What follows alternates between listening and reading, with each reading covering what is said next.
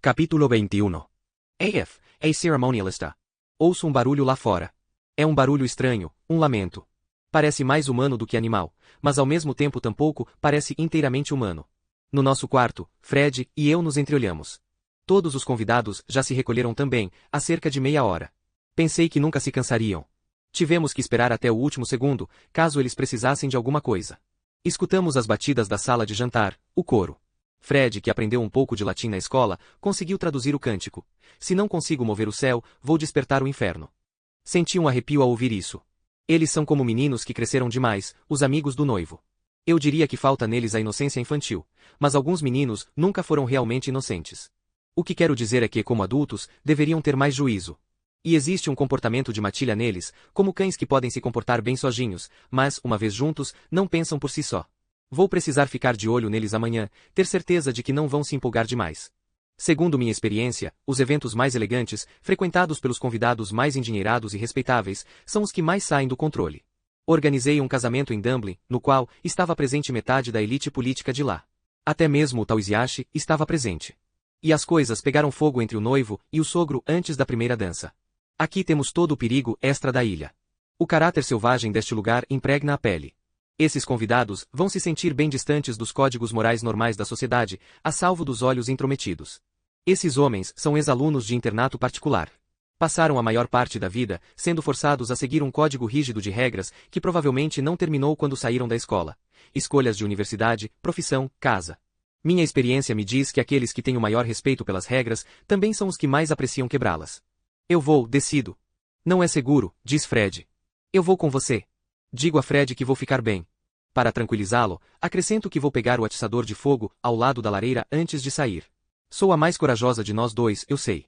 Não digo isso com orgulho. É simplesmente porque quando o pior já aconteceu, a gente acaba perdendo o medo de qualquer coisa.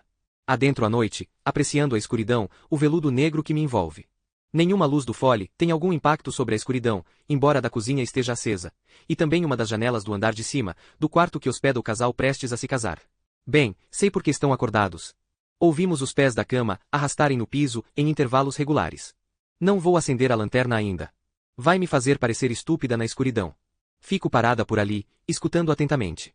A princípio só consigo distinguir os golpes da água nas pedras e um sussurro desconhecido, que afinal percebo, vem da tenda, o tecido farfalhando com o vento leve, cerca de 50 metros adiante.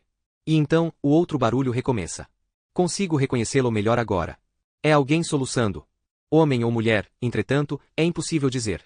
Eu me viro procurando o som, e penso ter vislumbrado um movimento pelo canto do olho, na direção dos anexos atrás do fole. Não sei como vi, já que está tão escuro.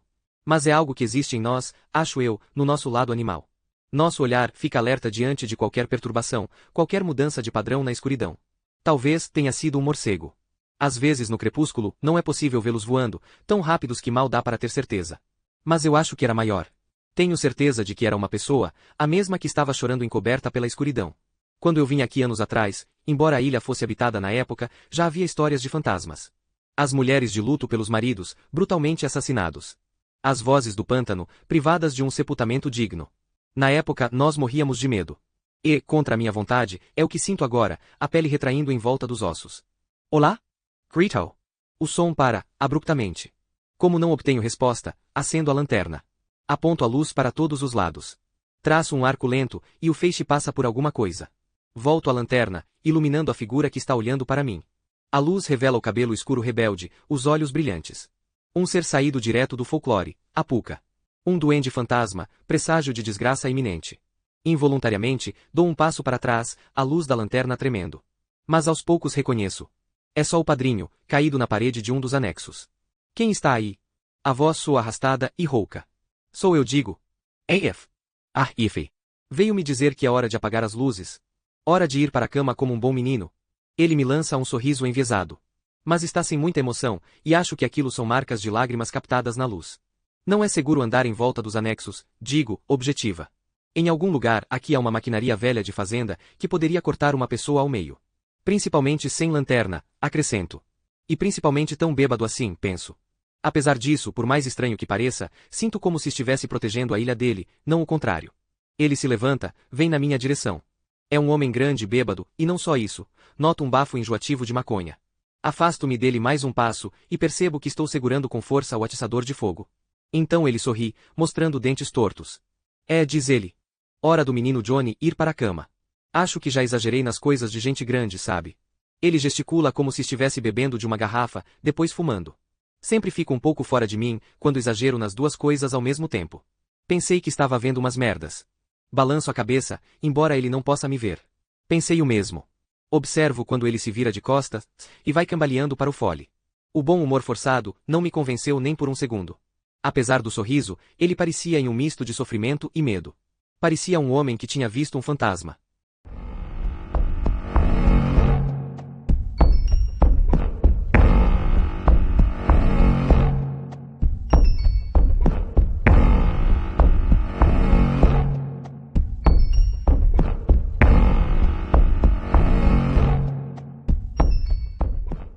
Capítulo 22.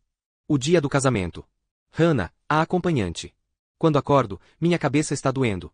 Penso em todo aquele champanhe, e depois a vodka. Olho o alarme, 7 da manhã. Charlie está em sono pesado, deitado de costas. Eu o ouvi entrar na noite passada, tirar a roupa. Eu esperava que cambaleasse, xingasse, mas parecia surpreendentemente no controle de suas faculdades. Han, murmura para mim, aos deitar. Saí do jogo das bebidas. Só tomei aquela primeira. Aquilo me deixou um pouco menos hostil em relação a ele. Em seguida, fiquei imaginando por onde ele teria andado durante todo aquele tempo. Com quem? Lembro-me do flerte com Jules. Lembro-me de Jonyuno, perguntando se eles tinham dormido juntos, e de nenhum dos dois respondendo. Então, não reagi ao seu comentário. Fingi que estava dormindo. Mas acordei excitada. Tive uns sonhos bem malucos. Acho que, em parte, foi culpa da vodka. Mas também da lembrança de Will, me olhando no início do jantar. Depois da conversa com Olivia na gruta no final da noite. Sentadas tão perto no escuro, com a água batendo em nossos pés e apenas a luz da vela, passando a garrafa de uma para outra. De certa maneira, aquilo foi secretamente sensual. Eu me vi me projetando em cada palavra de Olivia, as imagens que ela pintava ficaram vívidas para mim no escuro. Como se fosse eu a mulher imprensada na parede, a saia levantada até a cintura, a boca de alguém em mim. O cara pode ter sido um babaca, mas o sexo pareceu muito bom. E me fez recordar a emoção ligeiramente perigosa de dormir com um desconhecido, quando não dá para prever quais serão os próximos movimentos. Viram-me para Charlie. Talvez agora seja a hora de quebrar nossa greve de sexo, reconquistar aquela intimidade perdida. Enfio a mão debaixo das cobertas, roçando os pelos de seu peito e descendo. Charlie desperta assistiu. E então com a voz pastosa de sono fala. Agora não, Estou cansado. Retiro a mão, ofendida. Agora não, como se eu fosse um incômodo. Cansado porque ficou até tarde da noite, fazendo só Deus sabe o quê. Tendo falado, no barco a caminho da ilha, que este seria um fim de semana para nós. Sabendo como estou magoada neste momento. Sinto uma ânsia repentina e apavorante de dar com o livro de capa, dura da mesa de cabeceira, na cabeça dele. É assustadora, a onda de raiva. É como se eu a estivesse nutrindo há algum tempo. Então tenho um pensamento furtivo. Eu me permito imaginar como deve ser para Jules acordar ao lado de Will. Eu os ouvi na noite passada, todo mundo no fole deve ter ouvido. Penso de novo na força dos braços de Will, quando ele me tirou do barco ontem. Penso também em como flagrei me olhando na noite passada, com um olhar estranho, inquisidor. A sensação de poder, ciente de estar atraindo a atenção dele. Charlie faz um murmúrio no sono, e capto um sopro do amargo bafo matutino. Não consigo imaginar Will tendo mau hálito. De repente, sinto que é importante me retirar deste quarto, destes pensamentos. Não há sons de movimentação no fole, então presumo que sou a primeira a acordar. Deve estar um vento bem forte hoje, a julgar pelo assobio que escuto perto das velhas pedras, enquanto vou descendo furtivamente a escada. De vez em quando as vidraças das janelas chacoalham como se alguém tivesse batido nelas. Fico pensando se pegamos o melhor do clima ontem. Jules não vai gostar disso. Entro na cozinha na ponta dos pés. A Oif está lá dentro, vestindo calça e camisa branca impecáveis, uma prancheta na mão. Parece já estar de pé há muito tempo. Bom dia, diz ela, e sinto que está analisando meu rosto. Como está hoje? Tenho a impressão de que a Oif não deixa passar quase nada, com aqueles olhos claros e avaliadores. Ela é bem bonita, uma beleza discreta. Acho que se esforça para minimizar isso, mas transparece. Sobrancelhas escuras com um belo formato, olhos cinza esverdeados. Eu daria tudo por essa elegância natural, estilo Audrey Hepburn, essas maçãs do rosto. Estou bem. Desculpe. Não imaginei que alguém mais estivesse acordado. Começamos logo que o sol nasceu, diz ela. Afinal, hoje é o grande dia.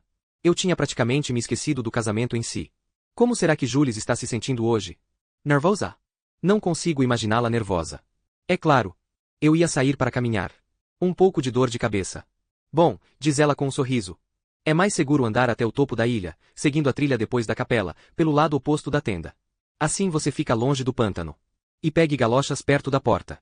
É preciso ter o cuidado de ficar nas partes mais secas, senão pode pisar na turfa. Além disso, lá em cima tem sinal de telefone, se precisar fazer alguma ligação.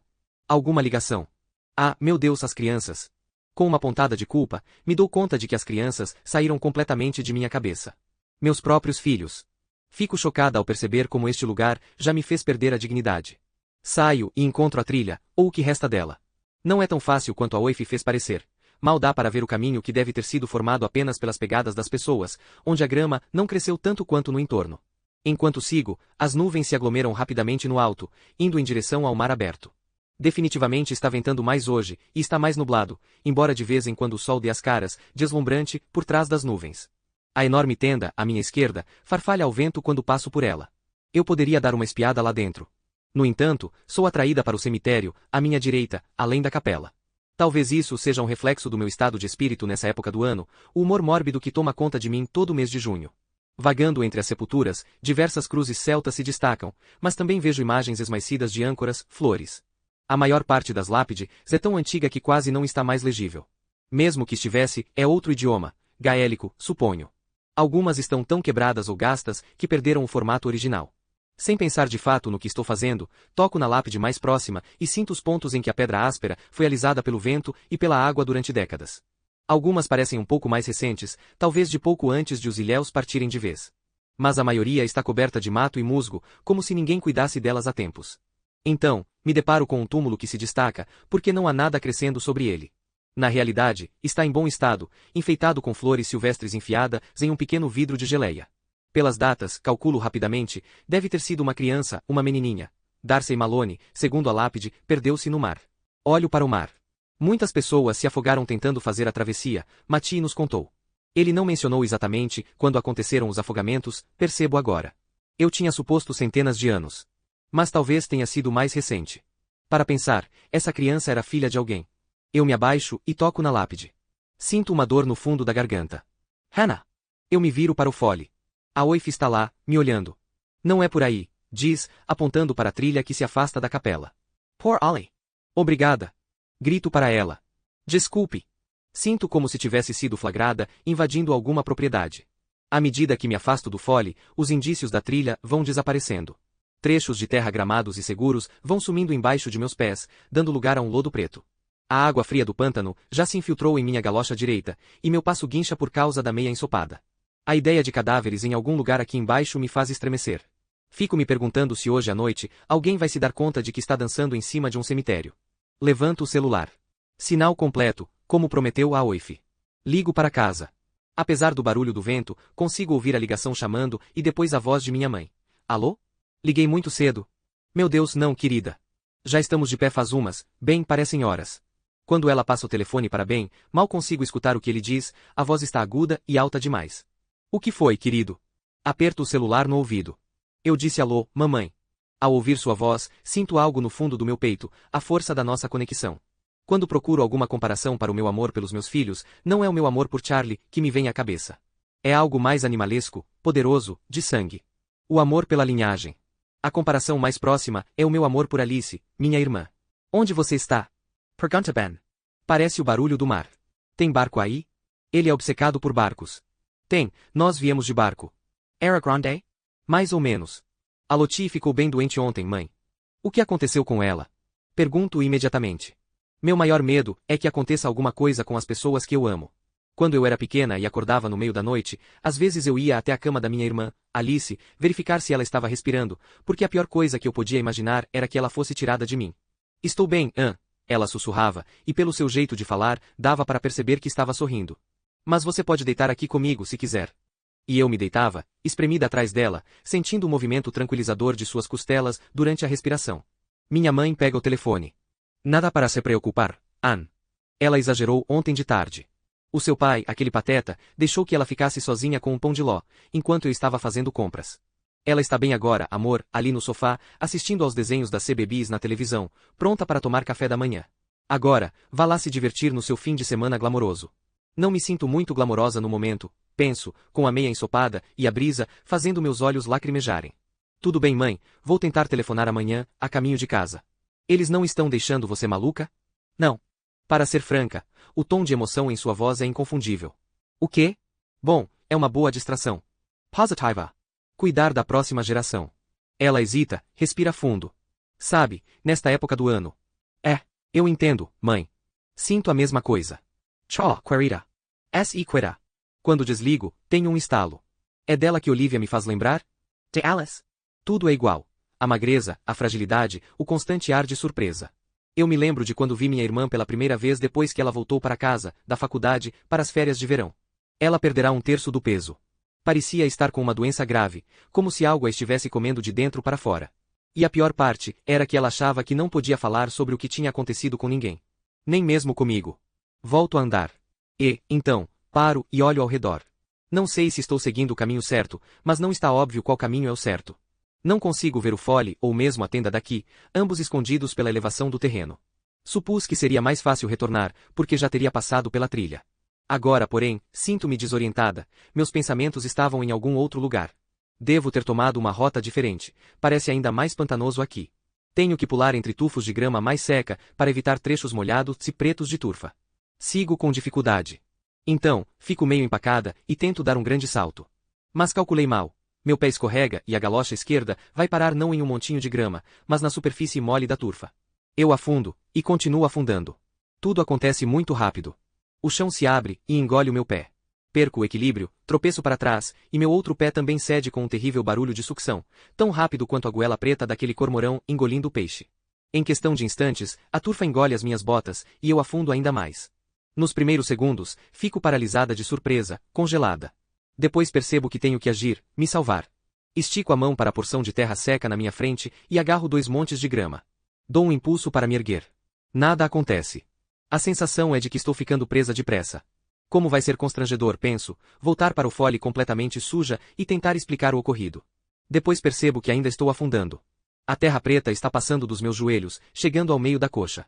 Pouco a pouco está me engolindo. De repente, não me importo mais com qualquer constrangimento. Estou genuinamente apavorada. Socorro! Grito! Mas minhas palavras são engolfadas pelo vento. Não há a mínima chance de minha voz avançar alguns metros, quanto mais chegar ao fole. Ainda assim, tento de novo e grito, alguém me ajuda. Penso nos corpos no pântano. Imagino mãos esqueléticas se estendendo das profundezas da terra em minha direção, prontas para me puxarem. E começo a agarrar a terra, usando toda a minha força para subir, bufando e urrando com esforço, como um animal. Parece que nada acontece, mas trinco os dentes e tento com ainda mais força. E então, tenho a nítida sensação de estar sendo observada. Um frio desce por minha coluna. Está precisando de uma mãozinha aí? Levo um susto. Não consigo me virar direito para ver quem falou. Lentamente, eles dão a volta e param na minha frente. São 2 dos padrinhos do noivo, Duncan e Patty. Estávamos fazendo uma pequena expedição, diz Duncan. Sabe, explorando o terreno. Não imaginávamos que íamos ter o prazer de resgatar uma donzela em apuros, completa Patty. Suas expressões são quase inteiramente neutras. Mas o canto dos lábios de Duncan tremelica um pouco, e tenho a sensação de que estavam rindo de mim, e de que talvez estivessem observando por um tempo meu desespero. Não quero contar com a ajuda deles. Mas também não estou em posição de escolher muito. Cada um deles segura uma das minhas mãos. Com os 2 puxando, finalmente consigo liberar um pé. Acabo perdendo a bota para o pântano, que a engole tão rápido quanto a abocanhou. Puxo o outro pé e me agarro na terra, a salvo. Por um instante, fico esparramada no chão, tremendo de exaustão e adrenalina, incapaz de encontrar a energia para ficar de pé. Quase não consigo acreditar no que acabou de acontecer. Depois me lembro dos 2 homens me olhando, ainda segurando minhas mãos. Levanto-me com dificuldade, agradecendo, soltando as mãos dos 2, o mais rápido que a polidez permite. O contato entre nossos dedos de repente, me parece uma intimidade excessiva. Agora que a adrenalina está diminuindo, penso na imagem que eles viram enquanto me puxavam. Minha blusa se abrindo e expondo meu sutiã velho, bochechas coradas e suadas. Também me ocorre que estamos isolados, aqui. Eles são 2, eu, só uma. Obrigada, rapazes, digo, odiando a hesitação em minha voz. Acho que vou direto para o fole agora. Isso, fala Duncan com a voz arrastada. Tem que limpar toda essa sujeira para mais tarde. Não sei se estou interpretando demais ou se realmente há algo sugestivo em como ele diz isso. Sigo o caminho do fole o mais rápido possível, considerando que estou só de meia e, ao mesmo tempo, tomando o cuidado de pisar apenas nos locais mais seguros. Subitamente, quero muito voltar lá para dentro, e sim, voltar para Charlie. Tomar a maior distância possível do pântano. E, para ser sincera, dos meus salvadores.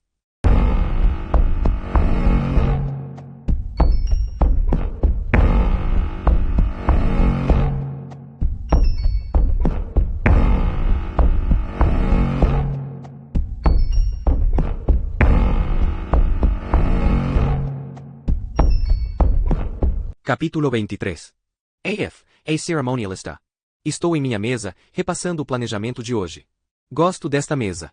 Suas gavetas estão cheias de memórias. Fotografias, cartões postais, cartas, papel amarelado pelo tempo, a caligrafia rabiscada de criança. Sintonizo o rádio na previsão do tempo. Temos algumas estações de Galway aqui. Probabilidade de vento esta tarde, diz o homem do tempo. Não há confirmações ainda sobre a força do vendaval, mas a maior parte de Connemara e do oeste de Galway vai ser afetada, em especial as ilhas e áreas costeiras.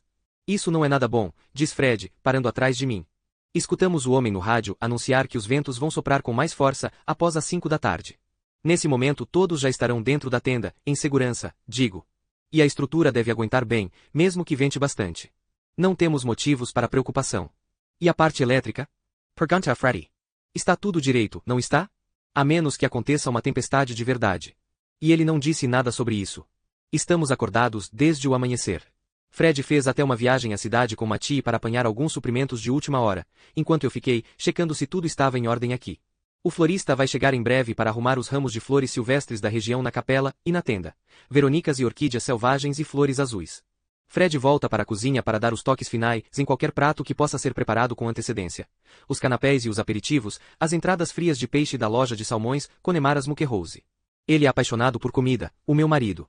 Fala sobre um prato que pensou da mesma forma que um grande músico, fala com entusiasmo de uma composição. Vem desde a infância. Ele diz que isso começou por não ter tido uma alimentação muito variada quando era jovem. Vou até a tenda.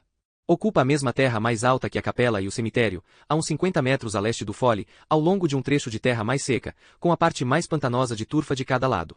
Escuto uma correria frenética à frente, e então elas aparecem. Lebres que saltam de repente de suas formas, os orifícios que fazem na urze para hibernar. Elas correm diante de mim por um tempo, os rabinhos brancos balançando, as pernas poderosas dando impulso, antes de desviarem para o gramado alto, em ambos os lados e desaparecerem. No folclore gaélico, as lebres são metamorfoses. Às vezes, quando as vejo aqui, penso em todas as almas perdidas de Ni-Zamplora se materializando uma vez mais para correr no meio da urze. Dentro da tenda, dou início às minhas tarefas, enchendo os aquecedores e dando os retoques finais nas mesas. Os cardápios em aquarela pintados à mão, os guardanapos de linho em seus aros de prata maciça, cada um impresso com o nome do convidado que o levará de lembrança. Mais tarde, haverá um contraste notável entre o refinamento dessas mesas lindamente montadas e a natureza selvagem no lado de fora. Mais tarde, quando as acendermos, haverá o perfume das velas do Cloonkin Atelier, um perfumista exclusivo de Galway, enviadas da loja por uma soma considerável.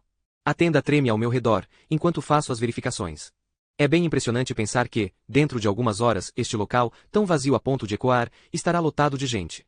A luz aqui é fosca e amarela, em comparação com a luz fria e brilhante do exterior, mas hoje à noite esta estrutura toda vai reluzir como uma daquelas lanternas de papel que lançamos no céu noturno.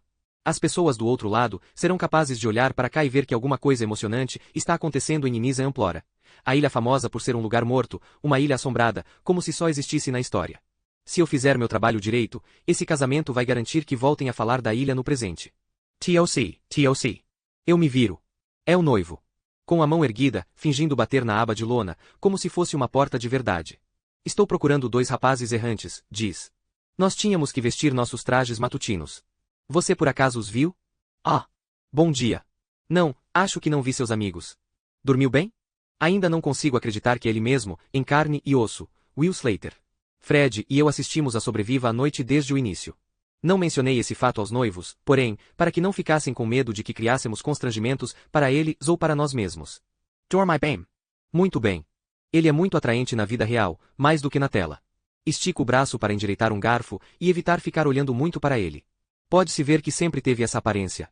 Algumas pessoas são esquisitas e desajeitadas quando criança, mas se tornam adultos atraentes.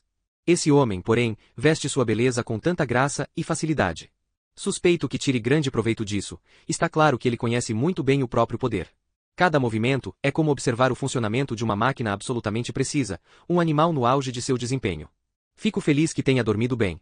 Ah, diz ele, se bem que tivemos um probleminha quando fomos para a cama. O que houve? Alga marinha embaixo da coberta. Uma pegadinha dos rapazes. Ah, meu Deus. Sinto muito. Deveriam ter chamado o Fred ou a mim.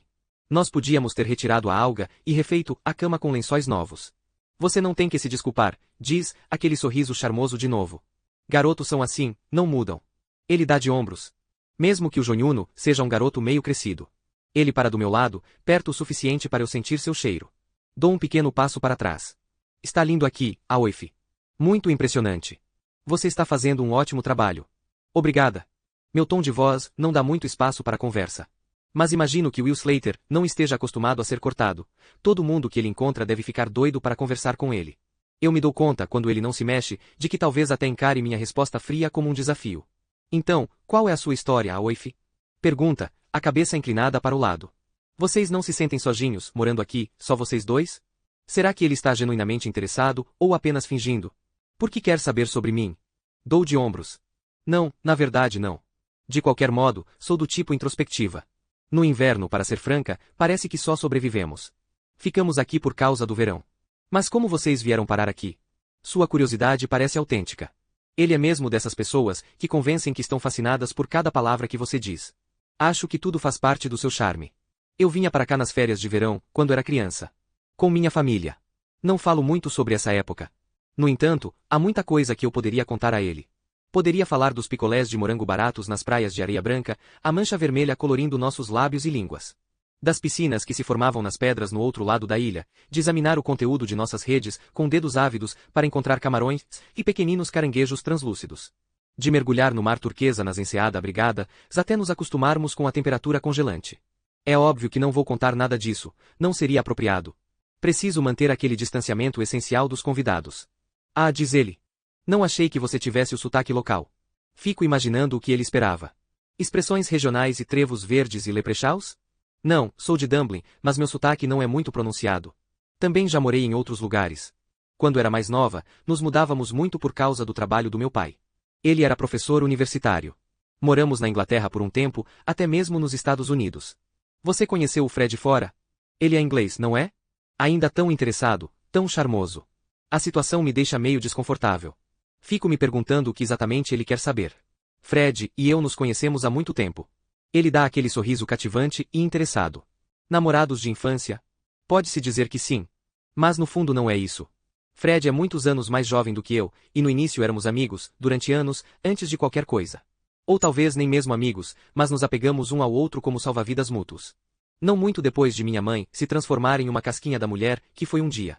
Vários anos antes do ataque cardíaco do meu pai. Mas eu jamais contaria tudo isso ao noivo. Além de todo o resto, na minha profissão, é muito importante nunca se mostrar humana demais, falível demais. Entendo, diz ele. Agora, digo, antes que a pergunta seguinte se forme em seus lábios, seja qual for. Se não se importar, é melhor eu continuar com os preparativos. Claro. Temos belos festeiros, chegando à noite, Aoife. Só espero que não causem muita confusão. Ele passa a mão no cabelo, e abre um sorriso malicioso, o que imagino, tem a intenção de mostrar uma atitude arrependida e conquistadora. Seus dentes são muito brancos. Tão brilhantes, na verdade, que me levam a pensar se ele faz algum tipo de clareamento. Então ele se aproxima, e coloca uma das mãos no meu ombro. Você está fazendo um trabalho fantástico, Aoife. Obrigado. Deixa a mão ali por um tempo um pouco longo demais, chego a sentir o calor da sua palma, atravessando minha camisa. De repente, a noção de que só estamos nós dois nesse espaço amplo e vazio pesa sobre mim.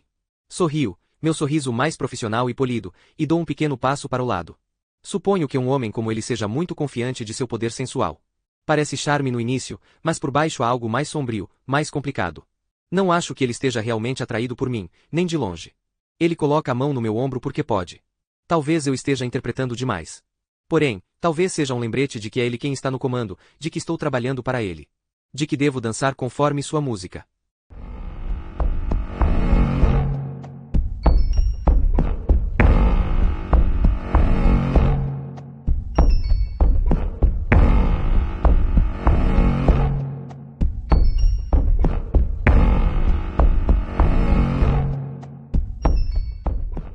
Capítulo 24. A noite do casamento. Agora. A equipe de busca sai marchando em direção à escuridão. Imediatamente são atacados pelo vento, pela força uivante. As chamas das tochas crescem e sibilam e ameaçam se extinguir. Os olhos dos homens se enchem de água, os ouvidos escutam um zumbido. De cabeça abaixada, eles têm que avançar contra o vento, como se fosse uma massa sólida. A adrenalina atravessa seus corpos, é uma luta entre os homens e os elementos da natureza. Um sentimento trazido da infância, profundo, animalesco, inominável, agitando lembranças de noites não tão diferentes assim da de hoje. Eles contra a escuridão. Avançam, lentamente. A extensão mais longa de terra entre o fole e a tenda, ladeada pelo pântano de turfa em cada lado. É ali que vão começar a busca. Gritam: tem alguém aí? E alguém ferido? E estão ouvindo? Ninguém responde. O vento parece engolir suas vozes. Talvez seja melhor nos dividirmos. Grita Femi. Para acelerar a busca. Ficou maluco? Replica Angus. Com um pântano de cada lado. A gente não sabe onde ele começa. Ainda mais no escuro. Não estou com medo. Mas não me agrada a ideia de encontrar, sabe, alguma merda sozinho. Então eles permanecem juntos, próximos uns dos outros. Ela deve ter se esgoelado, grita Duncan. Aquela garçonete. Para ser ouvida por cima desse barulho. Ela devia estar apavorada, berra Angus. Está com medo, Angus? Não. Va Amarda, Duncan. Mas é, realmente difícil ver. Suas palavras se perdem em uma rajada de vento especialmente forte. Em uma chuva de centelhas, duas das grandes tochas se apagam como velhinhas de aniversário. Mas eles continuam empunhando suportes de metal como se fossem espadas. Para falar a verdade, grita Angus, talvez eu esteja com um pouco de medo, sim. É alguma vergonha isso? Vai ver, não estou gostando de ficar aqui fora em uma tempestade do caralho, ou de imaginar o que podemos encontrar. As palavras são interrompidas por um grito de pânico. Eles se viram, segurando as tochas no alto, e veem Patty agarrando nada, a panturrilha submersa. Idiota, fala Duncan, deve ter se afastado da parte mais seca. No entanto, ele está aliviado, todos estão. Por um momento, acharam que Patty tivesse encontrado alguma coisa. Eles o puxam. Meu Deus, grita Duncan, enquanto Patty, livre, se esparrama de quatro ao lado deles. Você é a segunda pessoa que tivemos que resgatar hoje. Mais cedo, Femi e eu encontramos a mulher do Charlie guinchando, igual a um porco presa, nesse maldito pântano. Os corpos, balbucia Patty, no pântano. Ah, cale essa boca, Patty, esbraveja Duncan com raiva. Deixe de ser estúpido. Ele balança a tocha mais perto do rosto de Patty e se vira para os outros. Vejam os olhos dele. Pete está chapado. Eu sabia. Por que ele veio conosco? Só vai atrapalhar, porra. Todos ficam aliviados quando Patty cala a boca. Ninguém menciona os corpos de novo. Faz parte do folclore, eles sabem. Podem ignorar esse fato, ainda que na escuridão seja mais difícil do que na luz do dia, quando tudo é mais familiar. No entanto, não podem ignorar o objetivo da missão, a perspectiva do que podem encontrar. Há perigos reais ali, uma paisagem pouco conhecida e traiçoeira no escuro. Só agora estão começando a se dar conta disso de verdade. A compreender como estão despreparados.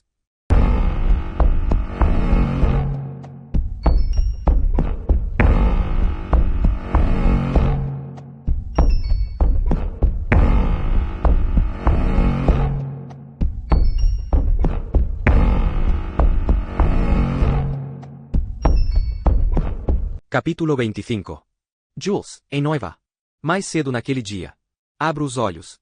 O grande dia. Não dormi bem na noite passada, e quando consegui pregar os olhos, tive um sonho estranho. A capela em ruínas se reduzia a pó ao meu redor conforme eu entrava. Acordei me sentindo incomodada, inquieta. Um toque de paranoia da ressaca por ter bebido muito, sem dúvida. E tenho certeza de que ainda sinto resquícios do fedor da alga, embora já tenha sido tirada há horas. Will se mudou para o quarto livre logo cedo em respeito à tradição, mas eu me pego desejando que ele estivesse aqui. Não importa. A adrenalina e a força de vontade me farão seguir em frente, precisam me fazer seguir em frente. Olho para o vestido pendurado no cabide forrado. As abas do tecido de proteção dançam delicadamente de um lado ao outro com alguma brisa misteriosa. Já entendi a esta altura que neste lugar há correntes de ar que conseguem entrar de alguma forma, mesmo com portas e janelas fechadas. Elas passam por nós fazendo piruetas, beijam nossa nuca, causam comichão em nossa espinha, suaves como a ponta dos dedos. Sob o roupão de seda, estou usando a lingerie que escolhi para hoje, da marca Coco de Mer. A mais delicada renda Leavers, fina como uma teia de aranha, e cor de creme, como manda o figurino. Muito tradicional, à primeira vista. Mas atravessando a calcinha há uma fileira de pequeninos botões madreperola, para que possa ser completamente aberta. Bonito, e bem atrevido. Sei que Will vai gostar de descobrir isso, mais tarde. Um vislumbre de movimento na janela chama minha atenção. Abaixo, nas pedras, vejo Olivia. Ela está usando o mesmo suéter largo e jeans rasgado de ontem, caminhando descalça em direção à beirada, onde o mar bate no granito com enormes explosões de água branca. Por que, meu Deus, ela não está se aprontando como deveria? Mantém a cabeça inclinada, os ombros curvados, o cabelo esvoaçando para trás, parecendo mais uma corda embolada. Há um momento em que Olivia está tão perto da beira, da violência da água, que minha respiração falha. Ela poderia cair, e eu não seria capaz de descer daqui a tempo de salvá-la. Ela poderia se afogar bem ali, enquanto estou aqui, impotente. Arranho a janela, mas acho que ela está me ignorando, ou, admito que é o provável, não consegue me ouvir por causa do barulho das ondas. Por sorte, entretanto, ela se afasta um pouco do precipício. Ótimo. Não vou me preocupar mais com ela. É hora de começar a me arrumar de verdade. Eu poderia facilmente ter contratado um maquiador para vir até esta ilha, mas de maneira alguma entregaria o controle sobre minha aparência a outra pessoa em um dia tão importante. Se Kate Middleton fez a própria maquiagem, eu também posso. Pego a bolsa com os produtos de que vou precisar, mas um tremor um pouco inesperado em minhas mãos faz tudo se espatifar no chão. Merda! Eu nunca sou desastrada. Será que estou nervosa? Olho para o conteúdo espalhado, tubos dourados brilhantes de batons e rímel rolando pelo assoalho, um pó compacto caído de cabeça para baixo com uma trilha cor de bronze em seu encalço. Lá, no meio de tudo aquilo, está um pequenino pedaço de papel dobrado, ligeiramente escurecido de fuligem. Aquela imagem gela o meu sangue. Fito o papel, incapaz de desviar o olhar. Como é possível que uma coisa tão pequena possa ter ocupado um espaço tão imenso em minha mente nos últimos meses? Por que eu guardaria um negócio desses? Eu o desdobro, muito embora não seja necessário. As palavras estão gravadas na minha memória. Will Slater não é o homem que você pensa. Ele é um traidor e um mentiroso. Não se case com ele. Tenho certeza de que foi um maluco qualquer. Will sempre recebe correspondência de estranhos que pensam que o conhecem e sabem tudo de sua vida. Às vezes me incluem em sua fúria. Eu me lembro de quando vazaram algumas fotos de nós dois. Will Slater fazendo compras com a namorada, Julia Kiga. Era um dia parado no meio online, sem dúvida. Embora eu soubesse que era uma péssima ideia, acabei indo até a seção dos comentários no fim da página. Nossa! Eu já tinha visto aquele chorume antes, mas, quando é direcionado para a gente, é uma sensação particularmente venenosa, especialmente pessoal. Foi como tropeçar em uma câmara de ressonância dos piores pensamentos que eu tenho sobre mim mesma. Meu Deus, ela acha que é tudo isso mesmo. Parece uma verdadeira piasterisco, tá sequer saber minha opinião. Nossa, amor, você nunca ouviu falar que não é para dormir com um homem que usa a calça mais justa do que a sua? Well, eu te amo. Me escolha em vez dela. Ela não merece você. Nossa, eu odeio ela só de olhar. Baca convencida. Quase todos os comentários eram desse tipo. Foi difícil acreditar que havia tantas pessoas desconhecidas nutrindo esse sentimento de asco por mim. Depois rolei para baixo até encontrar uma ou outra opinião que divergia. Ele parece feliz. Ela vai ser boa para ele. Além disso, ela é dona da The Download, melhor site do mundo. Eles formam um belo par. Mesmo essas vozes mais gentis eram perturbadoras à sua maneira, como algumas delas pareciam conhecer Will, e me conhecer. Tanto que estavam em posição de comentar o que era bom para ele. Will não é um nome tão conhecido do público. Mas no nível de fama dele, é ainda mais comum coisas desse tipo, porque ele ainda não ultrapassou o patamar em que as pessoas se acham donas dele. O bilhete, entretanto, é diferente desses comentários na internet. É mais íntimo. Foi deixado na caixa de correio sem selo, ou seja, alguém deixou lá pessoalmente. Quem quer que tenha escrito, sabe onde moramos. Ele ou ela foi até nossa casa em Islington, que era, até recentemente quando Will se mudou, minha casa. Pouco provável, com certeza, que tenha sido um maluco qualquer. A não ser que seja o pior tipo de maluco. Contudo, me ocorre que poderia muito bem ser alguém que nós dois conhecemos. Até mesmo alguém que estará nesta ilha hoje. Na noite em que o bilhete chegou, eu o joguei na lareira. Segundos depois peguei-o de volta, queimando meu punho ao fazer isso. Ainda tenho a marca. Uma cicatriz rosada, brilhante e alta na pele macia. Toda vez que olho para ela, penso no bilhete, onde ele está escondido. 5 pequenas palavras, não se case com ele. Rasgo o bilhete ao meio. Rasgo de novo, até virar confete. Mas não basta. Levo os pedaços de papel para o banheiro e dou a descarga, assistindo atentamente até que todos tenham desaparecido, girando para dentro do vaso. Eu os imagino viajando pelo encanamento, para o Atlântico, o mesmo oceano que nos rodeia. Pensar nisso me perturba, mais do que provavelmente deveria. De qualquer modo, está fora da minha vida agora. Foi embora. Não vou mais pensar nele. Pego a escova de cabelo, o curvador de cílios, o rímel, meu arsenal de armas, minha aljava. Hoje vou me casar, e essa noite vai ser um maldito arraso.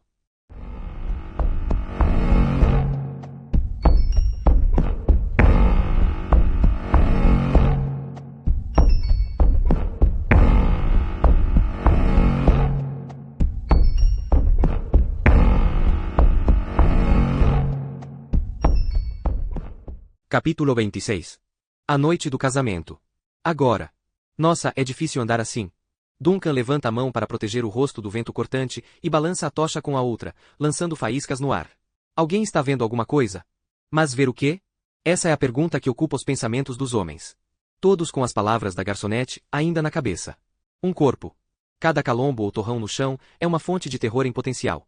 As tochas que eles estendem à frente não ajudam tanto quanto deveriam, só deixam o restante da noite ainda mais negro. É como voltar à escola, grita Duncan aos outros. Nos arrastando no escuro. Alguém quer brincar de sobrevivente? Deixa de ser babaca, Duncan, grita Femi. Você esqueceu o que temos que procurar? Verdade.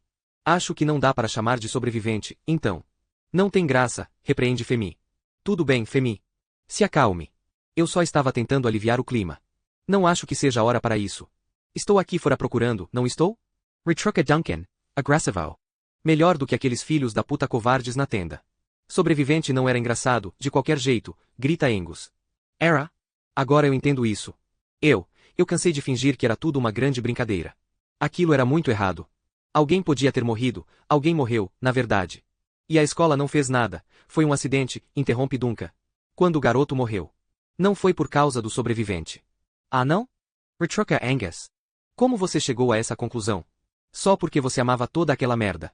Eu sei que você ficou todo animado quando chegou a sua vez de assustar os garotos mais novos. Não dá para continuar sendo um babaca sádico agora, não é? Aposto que você não sentiu tanta adrenalina desde... Pessoal, repreende Femi, sempre o apaziguador. Não é hora para isso. Eles ficam em silêncio durante algum tempo, continuando a difícil caminhada pela escuridão, sozinhos com os próprios pensamentos. Nenhum deles nunca havia enfrentado um clima assim. O vento vem e vai em rajadas tempestuosas. De vez em quando, cessa por tempo suficiente para que consigam ouvir os próprios pensamentos. Mas esses intervalos são só a preparação para a próxima investida, um murmúrio frenético, como milhares de insetos unindo. No seu auge, aumenta em um uivo tão horrível quanto o grito agudo de uma pessoa, um eco do berro da garçonete. Os homens sentem a pele açoitada pelo grito, os olhos cegos pelas lágrimas. Eles não aguentam mais, a tempestade, porém, está só começando. Não parece real, não é? O que, Angus?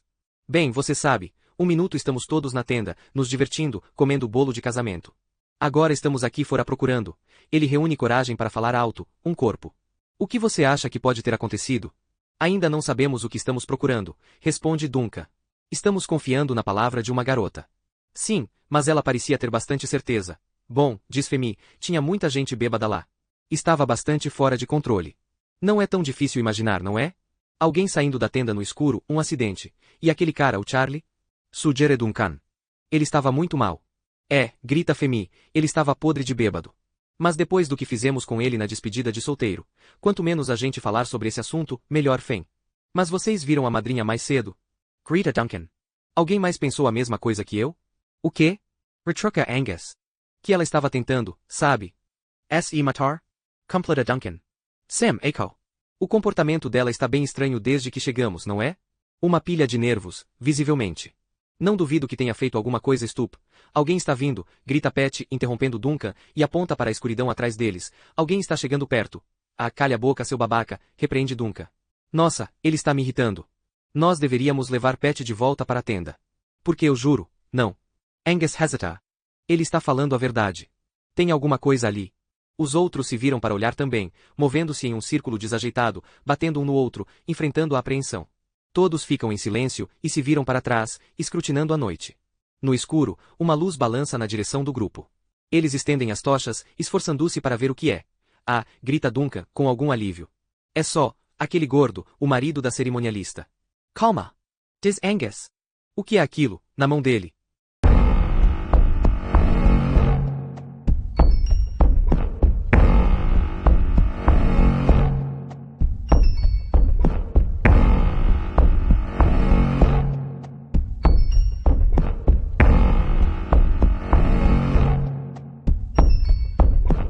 Capítulo 27.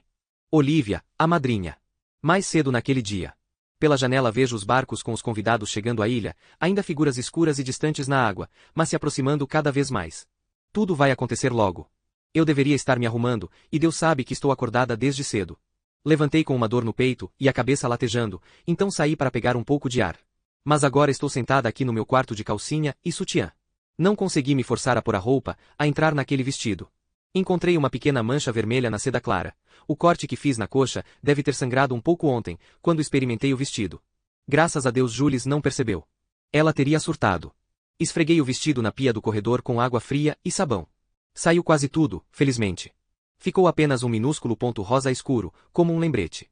E me fez lembrar o sangue, meses atrás. Eu não sabia que seria tanto sangue. Fecho os olhos. Mas ainda consigo ver, por baixo das pálpebras. Olho para fora da janela de novo, penso nas pessoas chegando. Estou me sentindo claustrofóbica neste lugar desde que cheguei, sentindo que não há saída, nenhum lugar para onde fugir, mas vai ficar muito pior hoje. Em menos de 1 hora, Jules vai me chamar e terei que caminhar até o altar na frente dela, com todos os olhares voltados para nós.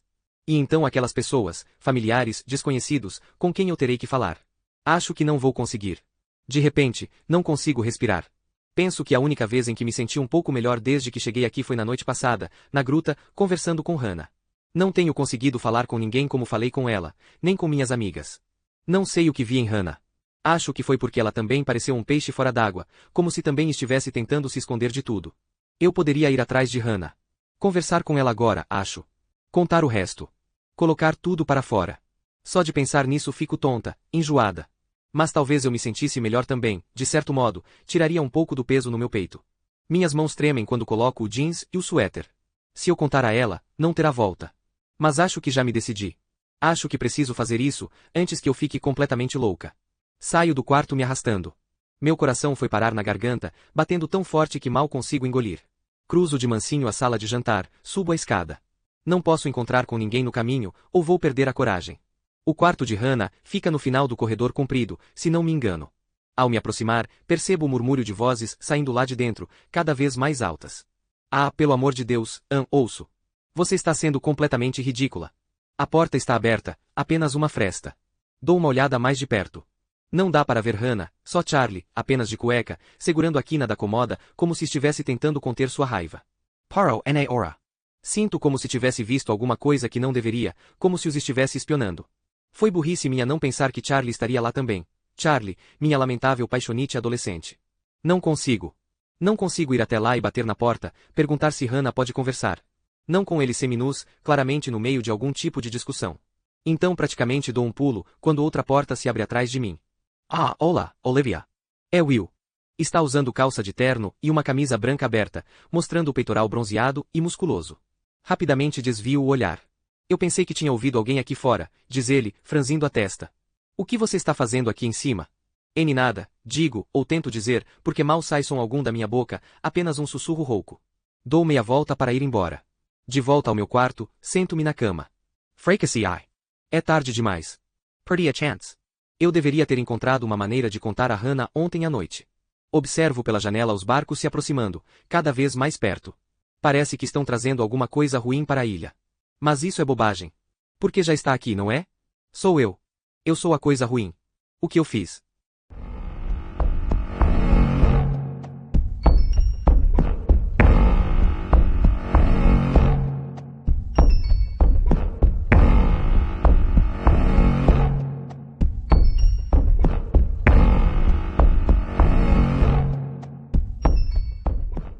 Capítulo 28. A cerimonialista. Os convidados estão chegando. Vejo os barcos se aproximarem do ancoradouro, pronta para dar as boas-vindas. Sorrio e balanço a cabeça, tento ser bem formal. Estou usando um vestido liso, azul marinho, um salto plataforma baixo. Elegante, mas não em excesso. Não seria adequado parecer uma das convidadas. Se bem que eu não precisava ter me preocupado com isso. Está claro que todas as convidadas se empenharam bastante nos trajes, brincos cintilantes e saltos dolorosamente altos, bolsas mínimas e estolas de pele autêntica. Pode ser verão, mas não deixa de ser o frio verão irlandês. Chego a ver algumas cartolas. Suponho que, quando os anfitriões são a dona de uma revista de variedades e um astro da TV, o convidado tem que elevar o nível. Eles desembarcam em grupos de cerca de 30 pessoas. Eu os observo apreciando a ilha, e sinto uma onda de orgulho pessoal com isso. Seremos 150 pessoas à noite, muita gente para apresentar a Inisa Amplora. Onde fica o banheiro mais próximo? Pergunta um homem, nervoso com cara de enjoo, puxando o colarinho como se estivesse sufocando. Vários convidados, aliás, estão com uma cara péssima por baixo de sua elegância. E, no entanto, o mar ainda não está lá muito agitado no momento, a água entre branco e prata, tão reluzente refletindo a fria luz do sol que chega a ser ofuscante. Protejo os olhos com a mão, e com um sorriso amável, indico o caminho. Talvez eu deva oferecer fortes comprimidos contra enjoo para a viagem de volta, se o tempo ficar tão ventoso quanto sugere a previsão meteorológica. Eu me lembro da primeira vez que viemos aqui na infância, descendo da velha barcaça. Não nos sentimos mareados, não que eu me lembre. Ficávamos de pé na proa e segurávamos na grade, dando gritinhos quando as ondas jogavam o barco para cima e a água jorrava em grandes arcos, nos ensopando. Lembro que fingíamos estar montados em uma imensa serpente marinha. Estava quente para esta parte do mundo naquele verão, e o sol logo nos secava. Além disso, crianças são valentes. Eu descia a praia correndo até a água, como se não fosse nada. Imagino que ainda não tinha aprendido a ter cautela com o mar. Um elegante casal na casa dos 60 anos desembarca do último barco. De alguma forma percebo, mesmo antes de se aproximarem e se apresentarem, que são os pais do noivo. Ele deve ter puxado a beleza da mãe, além do tom de pele e do cabelo, provavelmente, embora ela agora esteja grisalha. Mas ela não demonstra nem metade da autoconfiança natural do filho. Dá a impressão de alguém tentando se esconder, mesmo que seja nas próprias roupas. Os traços do pai do noivo são mais fortes, mais acentuados. Ninguém o descreveria como atraente, mas dá para imaginar um perfil como o dele no busto de um imperador romano. As sobrancelhas altas, arqueadas, o nariz adunco, a boca firme, de lábios finos, ligeiramente cruel. Ele tem um aperto de mão forte, quase esmaga os ossos da minha. E ostenta um ar de importância, como um político ou um diplomata. Você deve ser a cerimonialista, diz com um sorriso, mas seus olhos são observadores, avaliadores. Sou, sim. Ótimo, ótimo. Imagino que tenha reservado um assento para nós na frente da capela. No casamento do filho deles, era o mínimo que se podia esperar. Mas acho que esse homem esperaria um assento na frente de qualquer evento. É claro. Vou levá-los até lá agora. Sabe, diz ele, enquanto caminhamos em direção à capela, é engraçado. Sou diretor de escola, de uma escola para rapazes, a Trevelyan's. E mais ou menos um quarto desses convidados estudou lá. É esquisito, ver os rapazes todos adultos. Sorriu, mostrando um interesse educado ao perguntar. O senhor reconhece todos eles? A maioria. Mas nem todos, nem todos. Principalmente as figuras mais espalhafatosas, como acho que você o chamaria. Ele dá uma risada. Já percebi que alguns deles deram uma segunda olhada ao me verem. Tenho a reputação de ser um disciplinador um pouco severo. Ele parece orgulhoso disso. Provavelmente já estão com medo de fazerem alguma besteira, só de notarem minha presença. Sem dúvida, penso. Sinto como se conhecesse esse homem, embora nunca o tenha visto na vida. Meu instinto me faz não gostar dele. Mais tarde, me encontro com Mathieu, que foi o capitão do último barco, para agradecer. Parabéns, Tico. Tudo correu muito bem. Você fez um ótimo trabalho sincronizando tudo. E você fez um ótimo trabalho trazendo alguém para se casar aqui. Ele é famoso, não é? E ela também é conhecida. Contudo, duvido que Mathieu esteja a par de revistas femininas virtuais. Oferecemos um bom desconto no final, mas vai valer a pena pela propaganda. Ele acquiesce. Vai colocar este lugar no mapa, vai, sim. Ele olha para a água, piscando por causa do sol. Foi fácil velejar de manhã. Mas não vai ser assim mais tarde, tenho certeza. Tenho acompanhado a previsão, digo. É difícil imaginar que o tempo vai virar, vendo agora este sol esplendoroso. É, concorda Mathieu. Parece que o vento vai aumentar. Acho que de noite vai ficar bem ruim. Tem uma das feias se formando no mar. Uma tempestade? Pergunto, surpresa. Pensei que seria apenas um pouco de vento. Ele me lança um olhar que demonstra exatamente o que pensa da ingenuidade dessa dublinense. Por mais tempo que moremos aqui, Fred e eu, seremos sempre recém-chegados para eles. Você não precisa de um cara do tempo dentro de um estúdio em Galway para te falar, diz ele. Use os seus olhos. Ele aponta para uma mancha escura, ao longe, no horizonte. Até eu que não sou nenhum marinheiro como Mathieu, posso ver que isso não está com uma cara nada boa. Lá está, diz Mathieu, com ar de triunfo. A sua tempestade.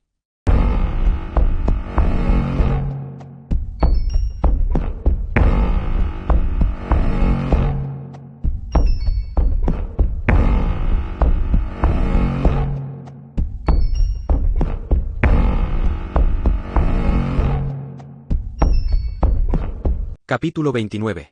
Jonhuno, o padrinho. Will e eu estamos nos aprontando no quarto vago. Os outros rapazes devem se juntar a nós a qualquer momento, então quero dizer logo o que eu vinha planejando. Sou ruim nisso, em falar como me sinto. Mas tento mesmo assim. Eu queria te dizer, cara. Bom, você sabe, estou muito honrado em ser o seu padrinho. Nunca cogitei mais ninguém para o posto, diz ele. Você sabe disso. Bom, veja bem, não estou inteiramente seguro de que seja verdade. Foi um ato meio desesperado, o que eu fiz. Porque talvez eu estivesse errado, mas fiquei com a impressão de que, durante um tempo, Will tentou me cortar da vida dele. Desde que o lance do programa de TV começou, eu mal conseguia ver o cara. Ele nem tinha me contado sobre o noivado, descobri pelos jornais. E isso me chateou, não vou fingir que não. Então liguei para ele, e disse que queria sair para beber alguma coisa, e comemorar. E no meio dos drinks, eu disse, aceito. Vou ser seu padrinho. Será que ele ficou meio constrangido na hora? Difícil dizer no caso de Will, ele sempre mantém um ar tranquilo. Depois de uma pausa breve, ele assentiu e disse, você leu a minha mente. Não foi tão inusitado assim. Ele havia me prometido isso, na verdade. Quando éramos crianças, na Trevelyan's. Você é o meu melhor amigo, Jonhuno, ele me falou uma vez. Número 1. Meu padrinho de casamento. Não me esqueci disso. A história nos une, a nós dois. De fato, acho que ambos sabíamos que eu era a única pessoa para este posto. Eu me olho no espelho, ajeito a gravata. O terno sobressalente de Will ficou horrível em mim. Nenhuma surpresa, na verdade, considerando que o tamanho é 3 vezes menor que o meu. E considerando que estou com cara de quem virou à noite, o que de fato aconteceu. Já estou suando no tecido de lã justo demais. Perto de Will, estou ainda mais ridículo, porque o terno dele parece ter sido costurado no corpo por uma maldita legião de anjos. O que não deixa de ser, de certa maneira, porque foi feito sob medida na Savile Row. Não estou no meu melhor momento, digo. O eufemismo do século. É um castigo merecido, responde Will, por ter esquecido o seu terno. E ri de mim. Sou um estúpido mesmo. Também estou rindo. Fui pegar meu terno com Will algumas semanas atrás. Ele Sogrio e Law Paul Smith. Obviamente, todos os vendedores me olhavam como se eu fosse roubar alguma coisa. É um terno bom, me disse Will, provavelmente o melhor que você vai encontrar, a não ser que procure na Savile Row. Eu realmente acho que fiquei bem, não há como negar. Nunca tive um terno bom antes. Não usava nada tão elegante desde o colégio. E eu gostava de como afinava minha silhueta. Eu relaxei um pouco nos últimos anos. Sinal de muita curtição, eu diria, batendo na pança. Mas não me orgulho disso. Aquele terno escondia tudo. Ele me deixava com cara de patrão, de alguém que eu definitivamente não era. Viro-me de lado no espelho. Os botões do paletó parecem prestes a estourar. Sim, sinto falta daquele terno da Paul Smith que disfarçava a barriga. Seja como for. Não adianta chorar pelo leite derramado, como diria minha mãe. E não vale a pena ser vaidoso. Afinal de contas, nunca fui mesmo atraente. Já não. Diz Duncan, entrando rapidamente no quarto, muito elegante em um terno que lhe veste bem. Que merda é essa? Seu terno encolheu quando lavou? Pat, Femi e Angus entram logo atrás. Bom dia, camaradas, diz Femi. Está todo mundo chegando. Uma turma de alunos antigos da Trell zaportou lá no ancoradouro. Jono, Santo Deus. Repeat. Essa calça está tão apertada que dá para ver o que você comeu no café da manhã, cara. Estendo os braços, um para cada lado, e desfilo para eles, me fazendo de bobo como sempre. Meu Deus do céu, e olhe só para você. Femi se volta para Will. Que pedaço de mau caminho. Mas ele sempre foi um bandido na pele do mocinho, diz Duncan. Ele se inclina para bagunçar o cabelo de Will, que rapidamente apanha um pente e arruma tudo de novo. Não é verdade? Aquele rostinho bonito. Nunca teve problemas com os professores, não é? Will ri e dá de ombros. Nunca fiz nada de errado. Conte outra. Grita Femi. Você se safava de tudo. Nunca foi pego. Ou eles faziam vista grossa, filhinho do diretor. Não, retruca Will. Sempre fui muito bem comportado. Bom, diz Angus, nunca vou entender como você conseguiu a nota máxima naqueles testes do ensino médio, já que não estudou nada. Dou uma espiada em Will, tentando captar seu olhar. Será que Angus adivinhou? Mas ele continua. Você nasceu com a bunda virada para a lua, porra.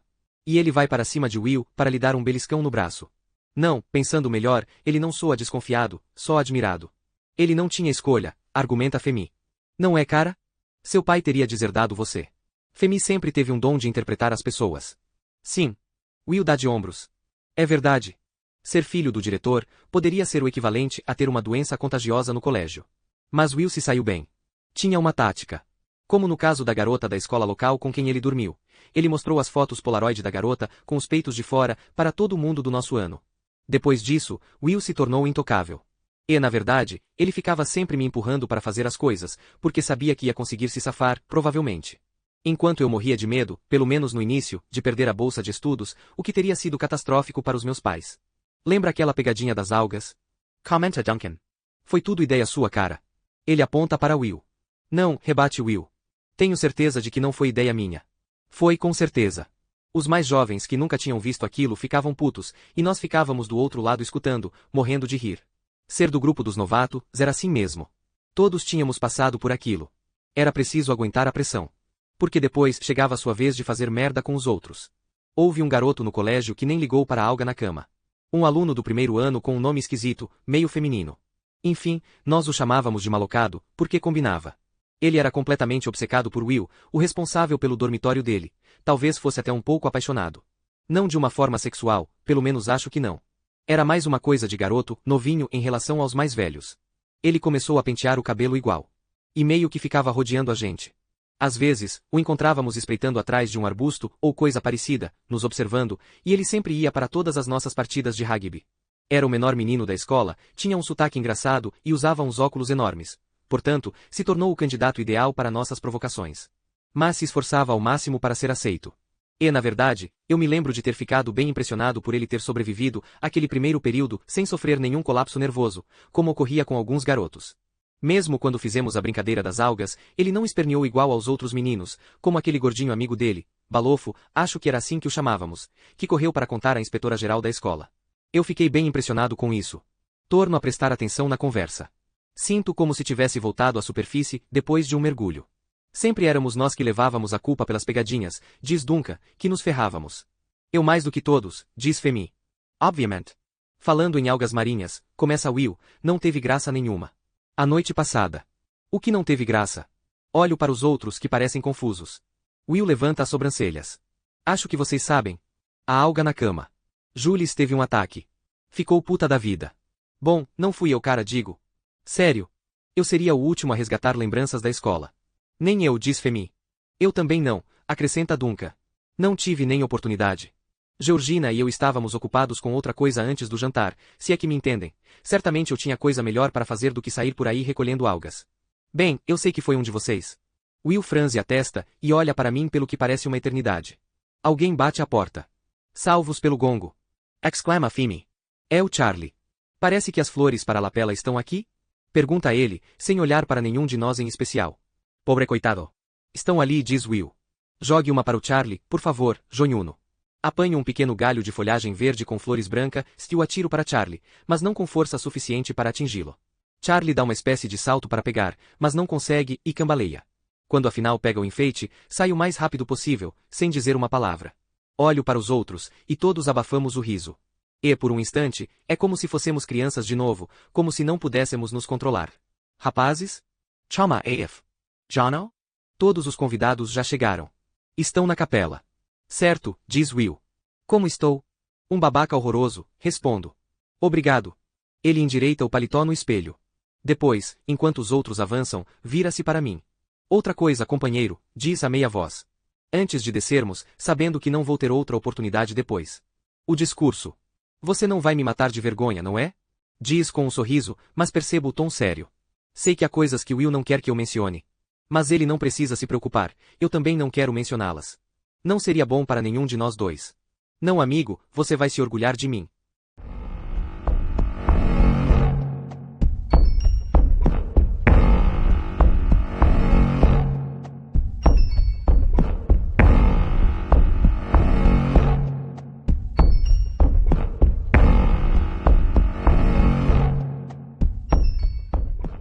Capítulo 30.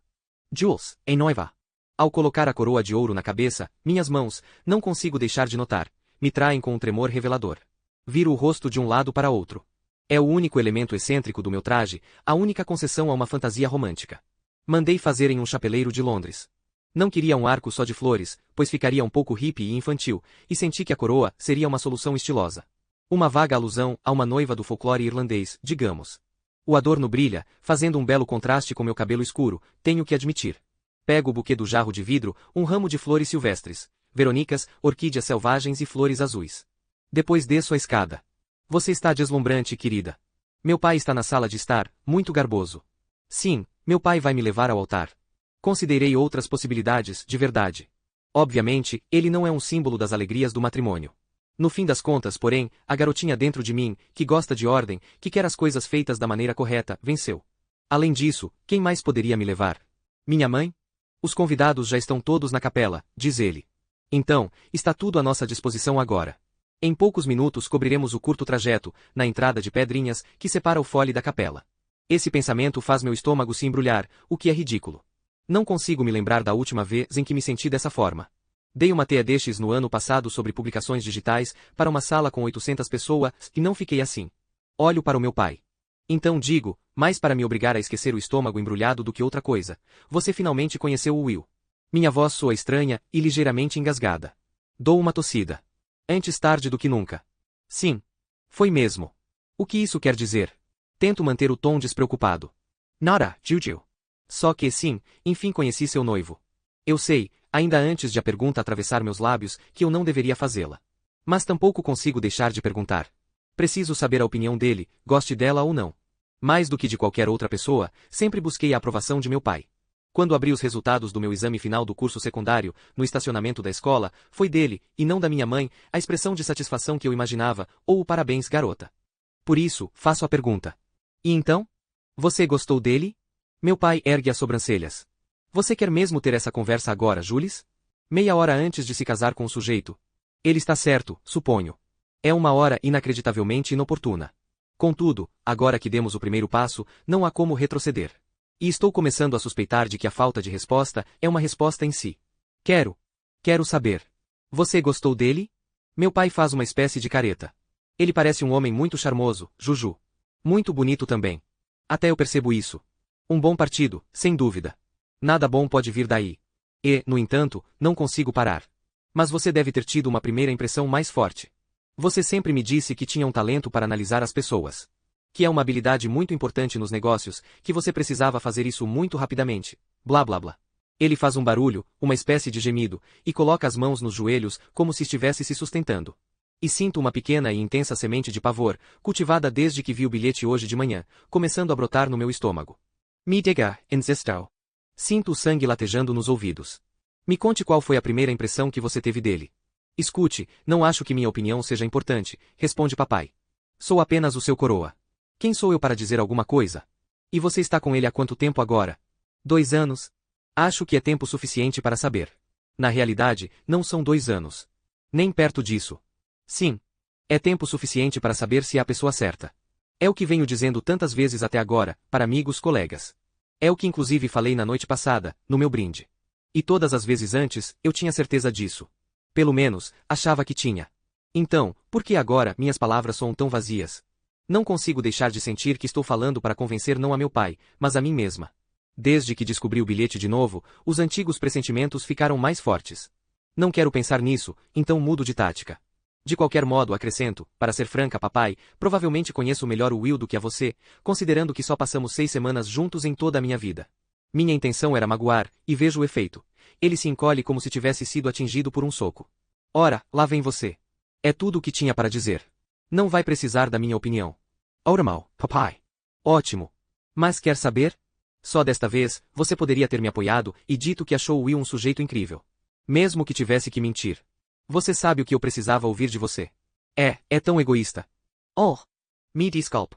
Mas, não posso mentir para você, filha. Entendo se não quiser que eu a leve ao altar. Ele fala com ar magnânimo, como se tivesse me feito um grande favor. E sinto aquilo me atingir lá no fundo. É claro que você vai me levar até aquele maldito altar, disparo. Você mal participou da minha vida, mal teve tempo de vir ao meu casamento. Sim, eu sei, os dentes dos gêmeos estão começando a nascer, ou seja o que for. Mas sou sua filha há 34 anos. Você sabe como é importante para mim, por mais que eu peça a Deus para que não fosse assim.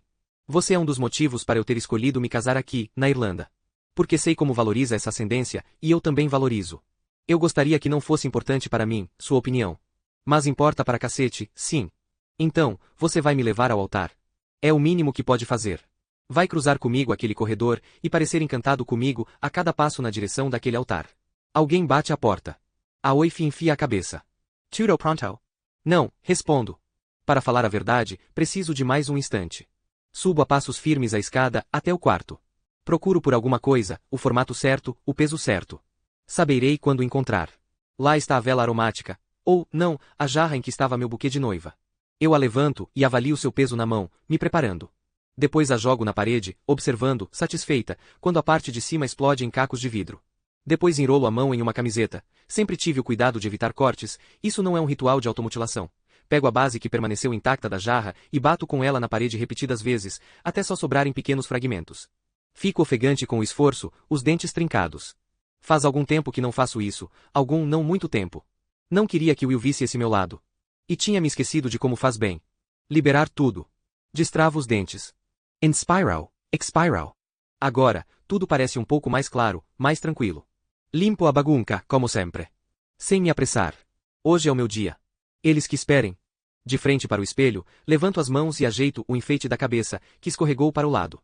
Vejo que meu esforço deixou uma cor bastante agradável em meu rosto. Perfeito, uma noiva ruborizada.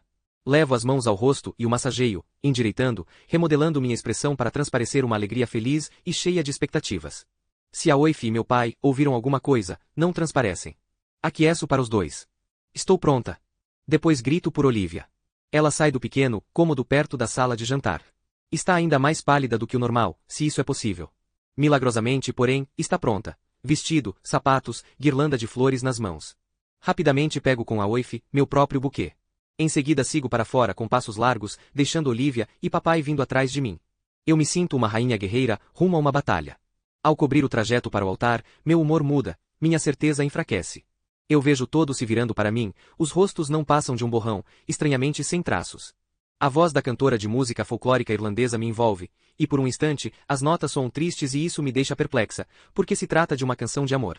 As nuvens se movem rapidamente sobre os pináculos em ruínas, velozes, como em um pesadelo. O vento aumentou e assobia entre as pedras. Por um estranho momento, tenho a sensação de que nossos convidados são todos estranhos, de que estou sendo observada, em silêncio, por uma congregação de pessoas que nunca vi na vida. Sinto o pavor subir pelo meu corpo, como se eu tivesse entrado em um tanque cheio de água fria. Todas elas são desconhecidas para mim, inclusive o homem esperando na outra ponta, que vira o rosto quando me aproximo. A conversa angustiante com meu pai fica girando em minha cabeça. Porém, mais retumbantes do que tudo são as palavras que ele não disse. Afrouxo o braço preso ao dele, e tento abrir alguma distância entre nós, como se seus pensamentos pudessem me infectar mais. Então, de repente, é como se uma névoa clareasse e consigo vê-los direito. Amigos e familiares, sorrindo e acenando. Nenhum deles, graças a Deus, apontando celulares para nós. Evitamos isso com uma nota severa no convite, pedindo que os convidados não tirassem fotos durante a cerimônia. Consigo relaxar o rosto, sorrir. E aí, além de todos eles, de pé no centro do corredor, literalmente cercado por um halo de luz que por um breve momento atravessou as nuvens. Meu futuro marido. Ele parece perfeito em seu terno. Está iluminado, mais bonito do que jamais o vi. Sorri para mim, e é como o sol, agora quente em minhas bochechas. Em torno dele, a capela em ruínas se eleva, completamente linda, aberta para o céu. Está perfeito. Está exatamente como planejei, melhor do que planejei. E o melhor de tudo é o meu noivo, lindo, radiante, me esperando no altar.